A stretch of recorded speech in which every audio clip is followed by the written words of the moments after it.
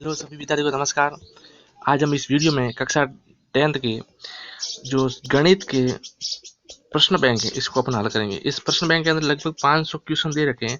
इन 500 क्वेश्चनों को अपन एक एक करके हल करेंगे। आपको संपूर्ण हल सहित बताया जाएगा। इस पे अपन इस जो पीडीएफ देख रही है आप स्क्रीन पे, इसके अंदर आप 500 प्रश्न हैं और 500 अति महत्वपूर्ण प्रश्न हैं जो बोर्ड एग्जाम की दृष्टि से अति महत्वपूर्ण है।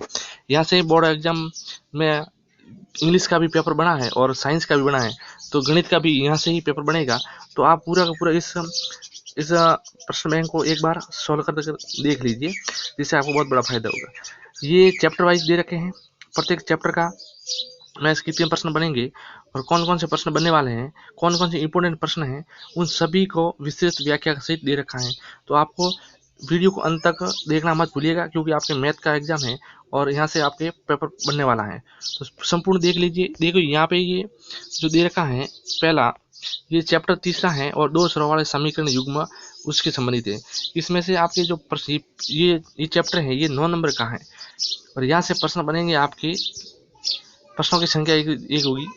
इस प्रकार के प्रश्न होंगे, इस प्रकार के प्रश्न बनेंगे रेखीय समीकरण में से, और ये आपको कुल 9 नंबर देगा।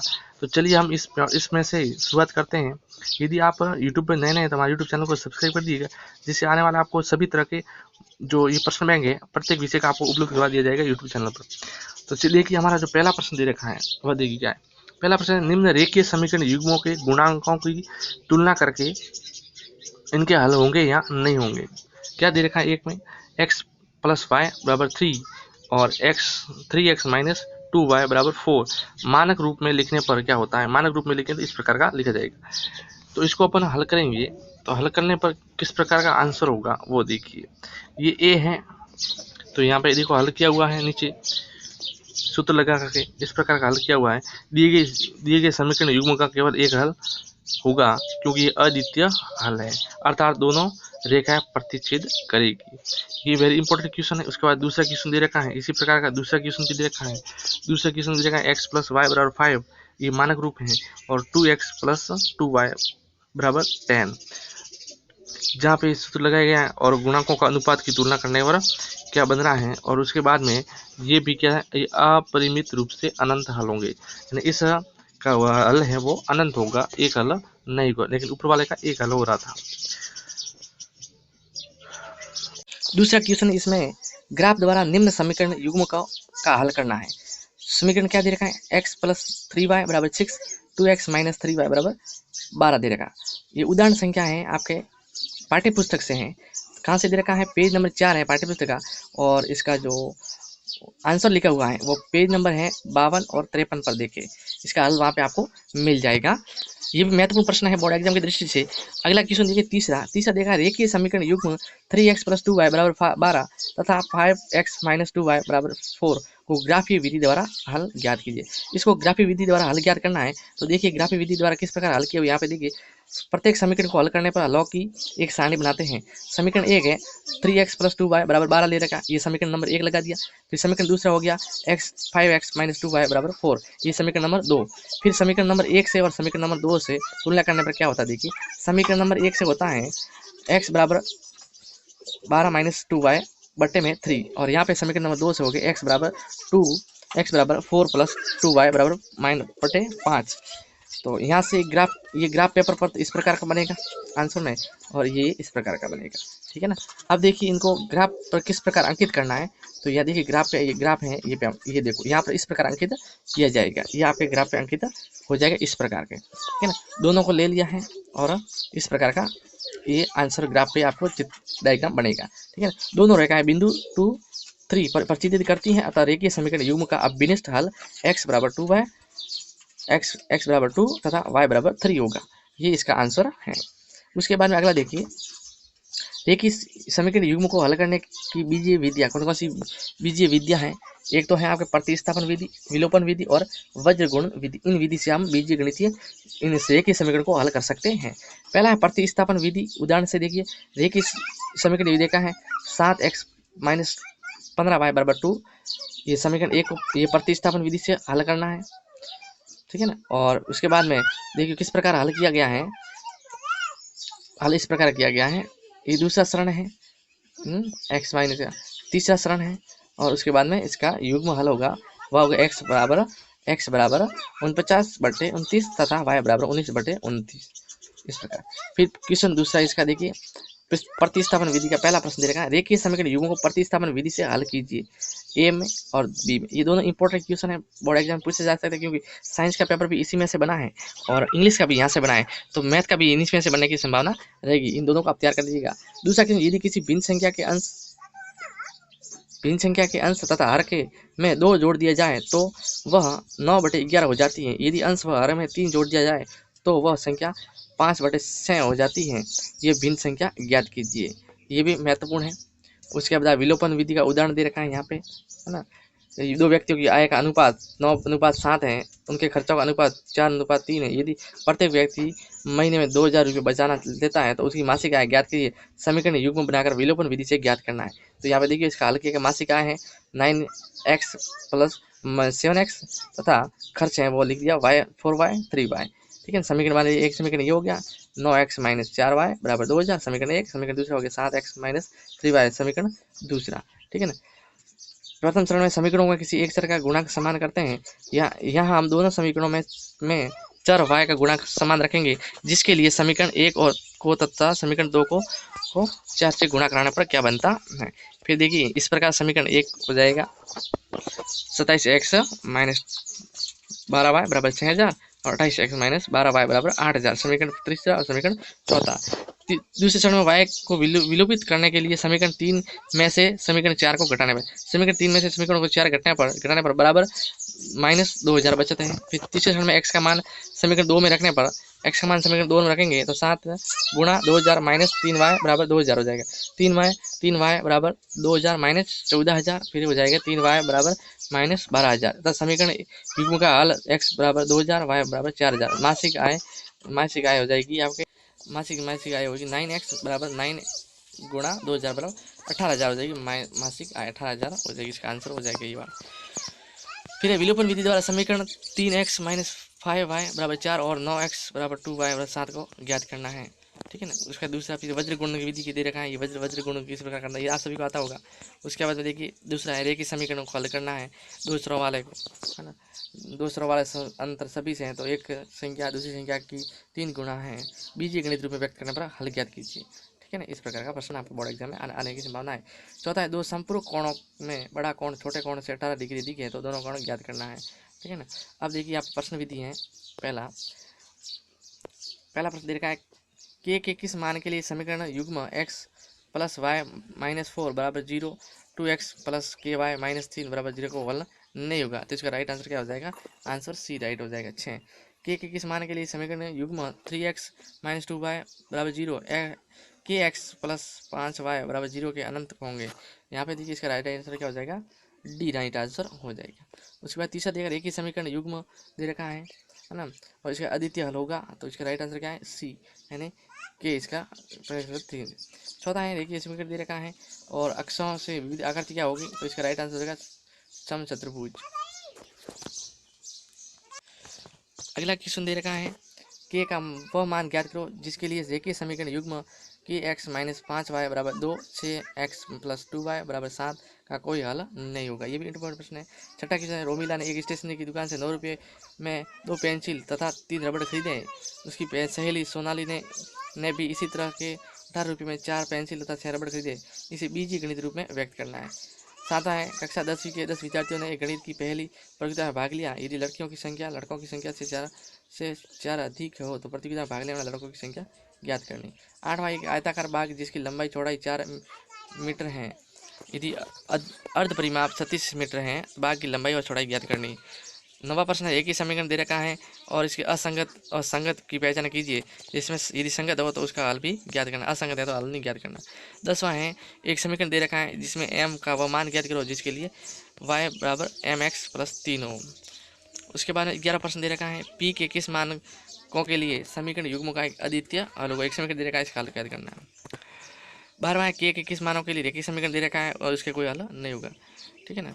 और इसका एग्जाम्पल दे रखा है इस प्रकार का, ये एग्जाम्पल दे रखा है और इसी विधि के द्वारा, ये भी इंपॉर्टेंट क्वेश्चन है, ठीक है ना, बोर्ड पे पूछा जा सकता है।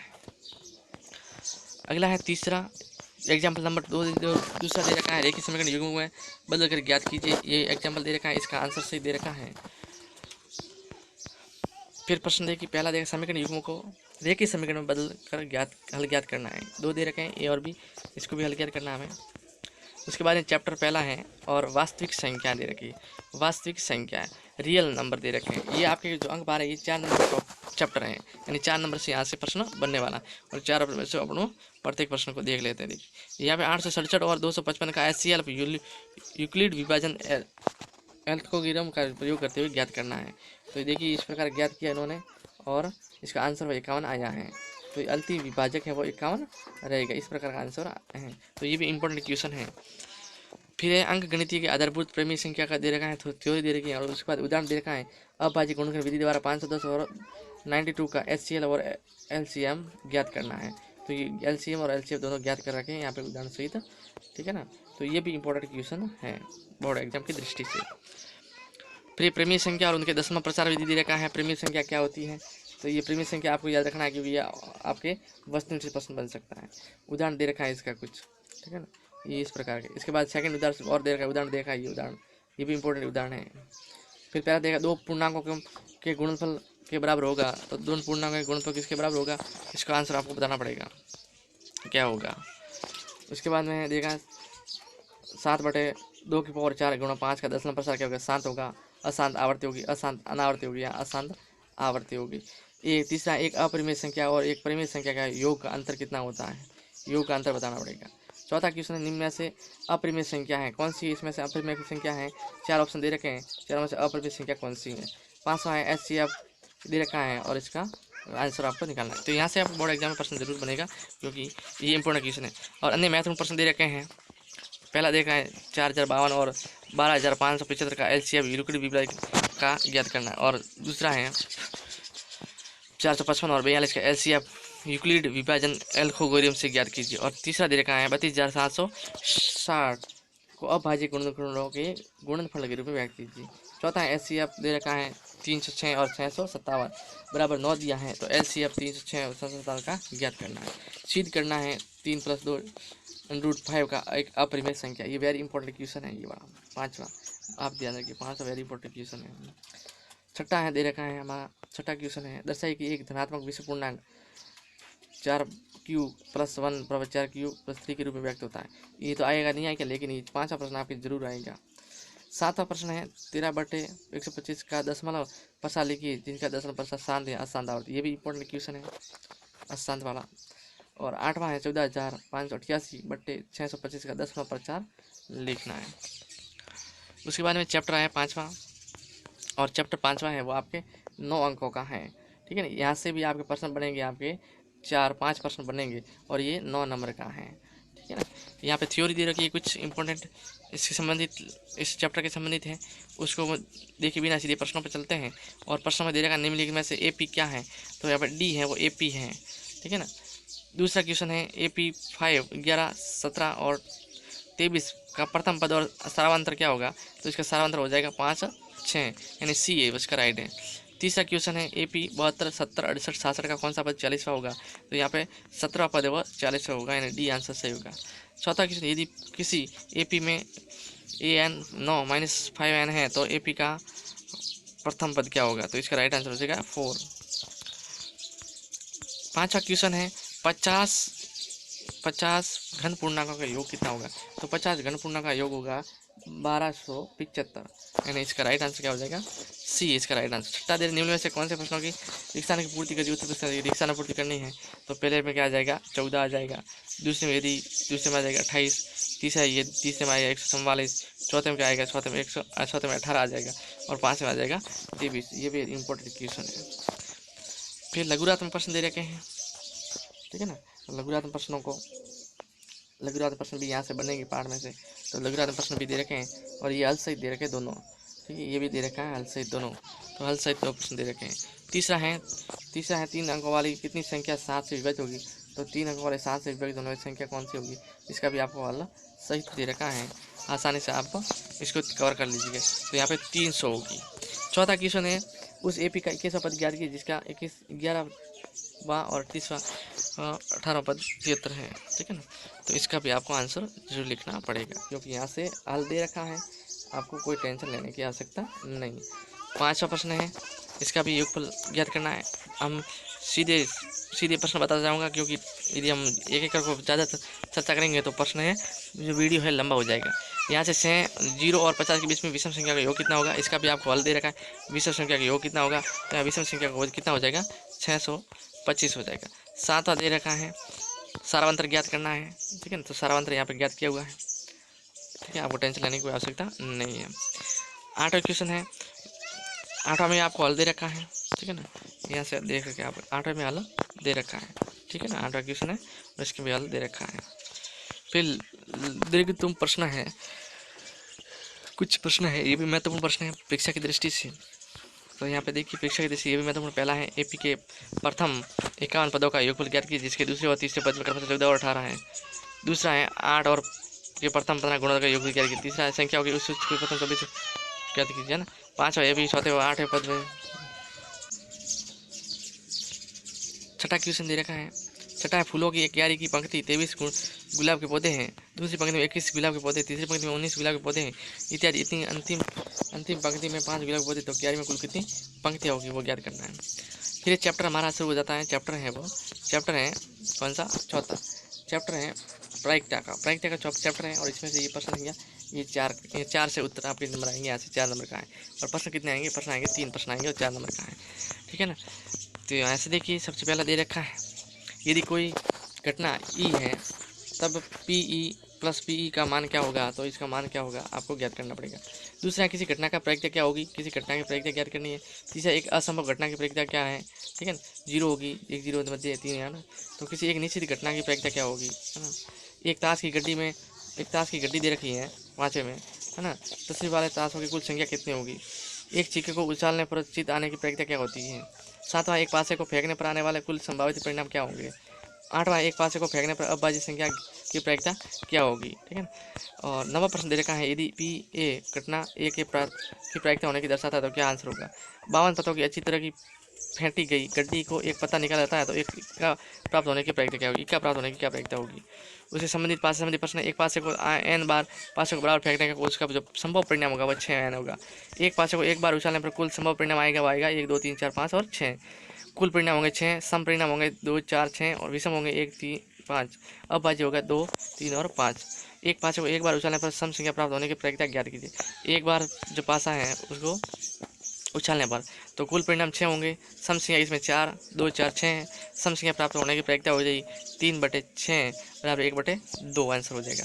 दूसरा, एक पासे को 2 बार उछालने पर संभावित कुल परिणाम कितने होंगे, तो यहाँ पे देखिए 6 स्क्वायर बराबर 36, यानी 36 का राइट आंसर हो जाएगा, 36 राइट आंसर हो जाएगा। तीसरा, एक पासे को 2 बार उछालने पर उसकी प्रायिकता क्या होगी और प्राप्त संख्या युग्मक संख्या होगी, तो युग्मक संख्या क्या होगी देख लीजिए, इसका आंसर है 6 आ जाएगा आपकी, युग्मक संख्या आ जाएगी 1/6। सिक्के संबंधित प्रश्न दे रखे हैं, एक सिक्के को n बार n सिक्के उछालने पर कुल परिणाम 2 आएंगे n, ठीक है ना।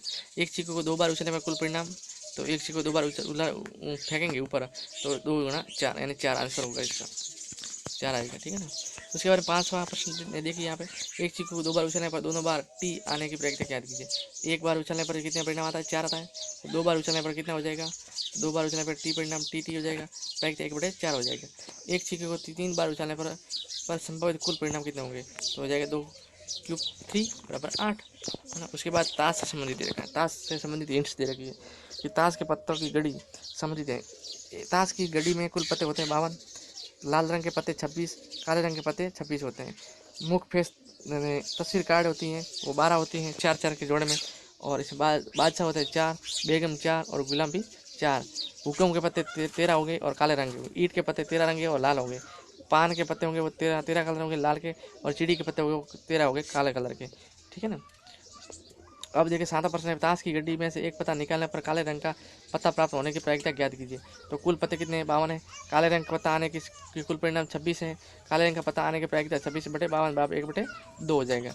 8वां है, ताश के 52 पत्तों की भली भांति गड्डी में से एक पत्ता निकल गया है, निकल गए पत्ते की प्रायिकता ज्ञात कीजिए। यदि पत्ता फेस वाला हो, बी है पत्ता ईंट वाला हो, सी है पत्ता लाल रंग का बादशाह हो, डी है इक्का ना हो, तो क्या होगा इसका राइट आंसर? इसका राइट आंसर क्या हो जाएगा वो आपको बताना पड़ेगा। तो इसका राइट आंसर क्या होगा, देखिए इसका राइट आंसर हो जाएगा, हल करते तो इसका राइट आंसर हो जाएगा 52 पत्ते हैं। पत्ता फेस वाला परिणाम 12, प्रायिकता 12/52 बराबर 3/13, यानी उसके बाद में देखिए दूसरा बी ईंट का पत्ता 13 है ना, इसको 1/4 हो जाएगा। और सी है लाल रंग का बादशाह 2 होते हैं ना, तो 1/26, ठीक है ना, इस प्रकार का। और डी में आ जाएगा 48 माइनस, और यहाँ पर निकला गया पत्ता कौन सा था, निकला गया पत्ता की प्रायिकता है 3/26, राइट आंसर हो जाएगा ये वाला। नवा, एक लीप वर्ष में 53 रविवार होने की प्रायिकता ज्ञात कीजिए। लीप वर्ष में कुल दिन होते हैं 366, ठीक है ना, 52 पूर्ण सप्ताह वाले, 52 × 7 366 होते हैं। शेष 2 दिन बचे रवि और सोम मंगल, है ना, इस प्रकार का चलते क्रम में कुल परिणाम 7 होंगे। इन 7 स्थितियों में रविवार आने के जो परिणाम है वो 2 है। 53वां रविवार आने की प्रायिकता हो जाएगी 2/7। उसके बाद में अगला 10वां क्वेश्चन, एक डिब्बे में 20 खराब पेन है और 30 अच्छे पेन है। यदि एक पेन या छुरी निकल गया है तो पेन खराब होने की प्रायिकता ज्ञात कीजिए, ठीक है ना। तो देखिए यहाँ पे डिब्बा के कुल पेन संख्या है 20 + 130 बराबर 150 पेन होगी। खराब होने के पेन की प्रायिकता तो हो जाएगा अनुकूल परिणाम बटे कुल परिणाम 120/150 बराबर 2/15। एक डिब्बे में 5 लाल कंचे, 8 हरे कंचे और 3 सफ़ेद कंचे। इस डिब्बे में से एक कंचा निकलने की प्रायिकता है यदि वह कच्चा हो तो, है ना। तो देखिए इसका आंसर क्या होगा, डिब्बे में कुल कंचों की संख्या है तो पहले जोड़ देंगे सभी को। तो यहाँ पे 16 थी, लाल कंचे कितने थे, 5 थे, लाल कंचे नहीं आने की प्रायिकता तो 5/16 हो गया, ठीक है ना। हरा कंचे कितने थे, 8, तो हरा कंचे निकालने के हो जाएगा 1/2, और सफ़ेद कंचे 3 थे और 3/16 हो जाएंगे, ठीक है ना। इस प्रकार आंसर है। उसके बाद देखिए महत्वपूर्ण अभ्यासात्मक प्रश्न है आपके लिए। यदि PE 0.5 हो तो ई नहीं की प्रायिकता क्या होती है। ए तथा बी मित्र हैं, उनके जन्मदिवस की प्रायिकता ज्ञात कीजिए। जब जन्मदिन समान हो, जब जन्मदिवस भिन्न हो। तीसरा, एक अलीप वर्ष में केवल 52 सोमवार आने की प्रायिकता ज्ञात कीजिए। एक पासे को एक बार उछालने पर विषम संख्या आने की प्रायिकता ज्ञात करनी है। पांचवा, एक सिक्के में 3 बार उछालने पर सभी पर 3 बार एच आने की प्रायिकता ज्ञात कीजिए। और छठा है, 2 खिलाड़ी राम और श्याम शतरंज मैच खेलते हैं, ज्ञात कीजिए राम द्वारा कैच जीतने की प्रायिकता 4/5 है तो श्याम के जीतने की क्या प्रायिकता होगी। सातवां, एक पासे को 2 बार उछालता, इसकी प्रायिकता ज्ञात कीजिए जिसका संख्या का योग 9 है और 7 है। फिर चैप्टर हमारा है 11वां और इसकी रचना है। चैप्टर 11वां रचना है और ये 11 नंबर का है, ठीक है ना। 11 नंबर का है, इसमें क्या क्या महत्वपूर्ण बातें हैं। तो इस अध्याय में हम 3 प्रकार की रचनाओं के बारे में जानेंगे। रेखाखंड का विभाजन, दूसरा है किसी दिए गए त्रिभुज के समरूप एक ही त्रिभुज पर रचना करते हैं। तीसरा है किसी वृत्त पर शीर्ष रेखाओं की संज्ञान। दूसरा है एक वृत्त को बाह्य बिंदु से वृत्त पर 2 स्पर्श रेखाएं खींची जा सकती हैं जो बराबर होती है। तीसरा पॉइंट है वृत्त स्पर्श रेखा के उपनिष्ठ बिंदुओं को स्पर्श करते हैं। तीसरा है किसी वृत्त की त्रिज्या और स्पर्श रेखा के मध्य 90 डिग्री का कोण बनता है। और चौथा है किसी ऐसी सरल रेखा जो वृत्त की परिधि को केवल एक ही बिंदु पर स्पर्श करती है, स्पर्श रेखा कहलाती है। उसके बाद में वस्तुनिष्ठ प्रश्न दे रखे इससे संबंधित। एक वृत्त पर स्थित बिंदु से कितनी स्पर्श रेखाएं खींची जा सकती हैं। तो एक बिंदु स्पर्श रेखा एक ही खींची जाएगी। दूसरा, एक वृत्त के अंदर स्थित एक बिंदु से कितनी स्पर्श रेखाएं खींची जा सकती हैं। तो 0 स्पर्श रेखा खींची जाएगी।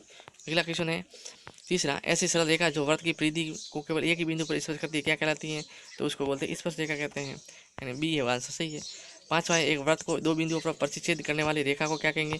तो दोनों रेखा प्रतिच्छेद छेदन रेखा कहेंगे, उसको छेदन रेखा कहेंगे, यानी डी आंसर सही है। निम्नलिखित प्रश्नों के रिश्ता की पूर्ति कीजिए।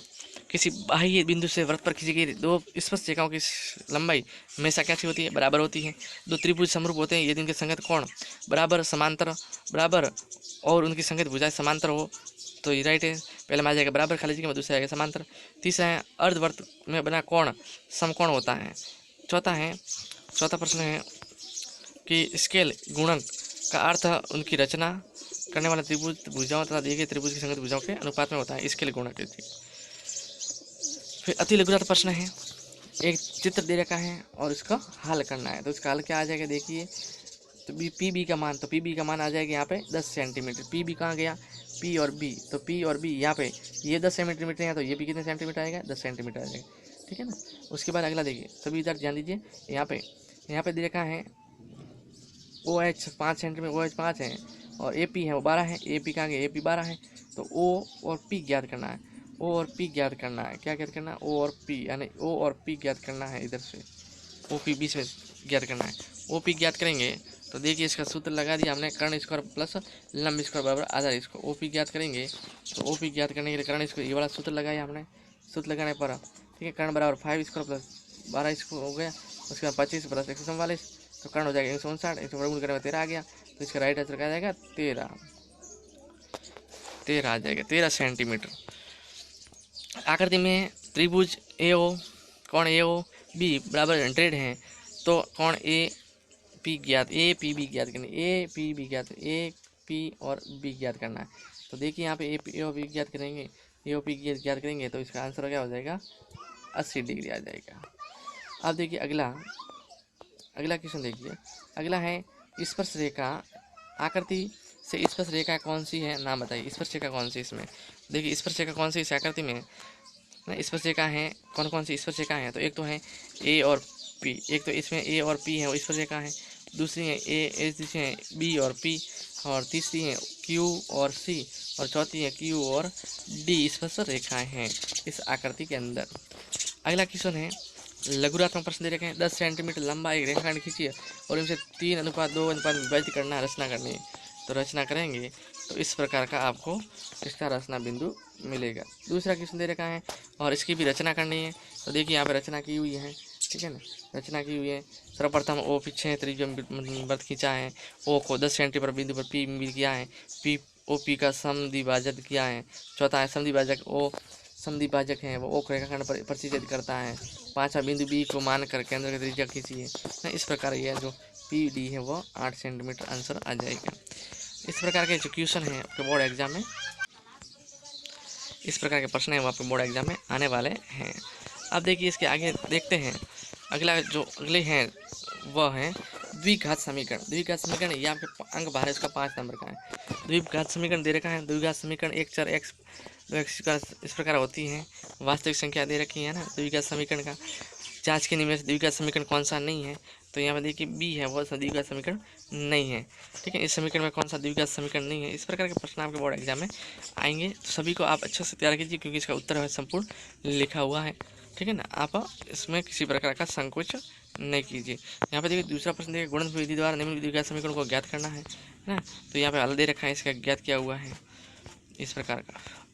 उसके बाद देखो तीसरा दे रखा है द्विघात समीकरण दे रखा है इन सभी का, ठीक है ना। और इसके बाद देखिए द्विघात समीकरण का सूत्र इस प्रकार है, एक एक करके यहाँ पे इसका भी अर्थ लेके लिख रखा है इस प्रकार का लेने पर। दूसरा क्वेश्चन, तीसरा क्वेश्चन, इस प्रकार के बोर्ड एग्जाम में आपके प्रश्न बनने की संभावना बहुत अधिक रहेगी, तो सभी विद्यार्थी विशेष करके ध्यान दीजिए। और हम अगले वीडियो में 8वां चैप्टर है त्रिकोणीय परिचय, इसको हम हल करेंगे। यदि आपको ये प्रश्न इंपॉर्टेंट लगे हैं, आप उपयोगी हैं, तो इसको कमेंट में ज़रूर बताइए कि हमें सर आगे वाले प्रश्न भी कीजिएगा। और यदि हमारे यूट्यूब नए हैं तो यूट्यूब चैनल को क्या कर दीजिएगा, सब्सक्राइब कर दीजिएगा, ठीक है ना। जय हिंद, धन्यवाद।